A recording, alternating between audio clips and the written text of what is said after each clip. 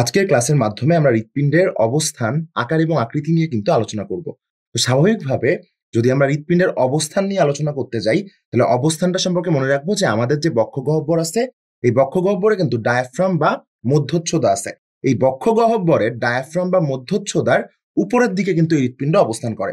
এবং আমাদের যদি ফুসফুস দিয়ে চিন্তা করি, তাহলে দু ফুসফুসের কিন্তু প্রায় মাঝ বরাবর এই হৃৎপিণ্ডতে থাকে এবং হালকা বাঁকা হয়ে থাকে।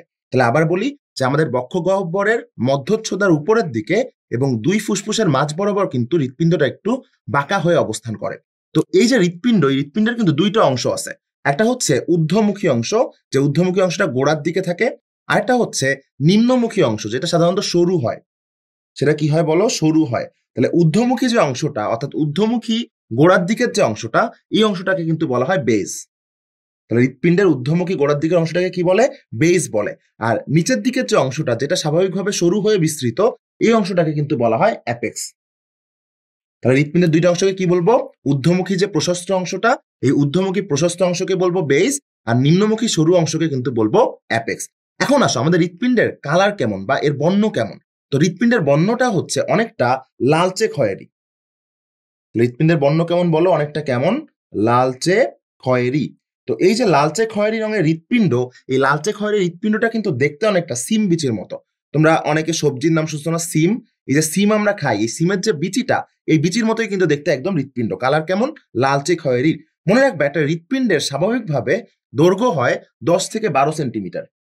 হৃৎপিণ্ড দৈর্ঘ্যে কত হয়? এর দৈর্ঘ্য হয় হচ্ছে 10 থেকে 12 সেন্টিমিটার এবং স্বাভাবিকভাবে এর প্রস্থ হয় হচ্ছে 9 সেন্টিমিটার। কত সেন্টিমিটার হয়?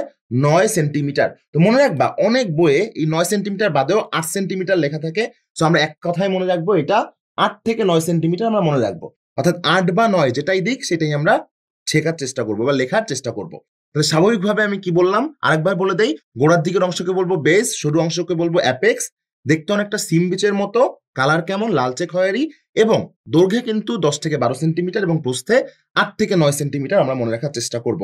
এবং এটা বক্ষগহ্বরের যে মধ্যস্থতা আছে, তার উপরের দিকে দুই ফুসফুসের মাঝ বরাবর এবং একটু বাঁকা হয়ে কিন্তু হৃৎপিণ্ডটা অবস্থান করে বাম দিকে।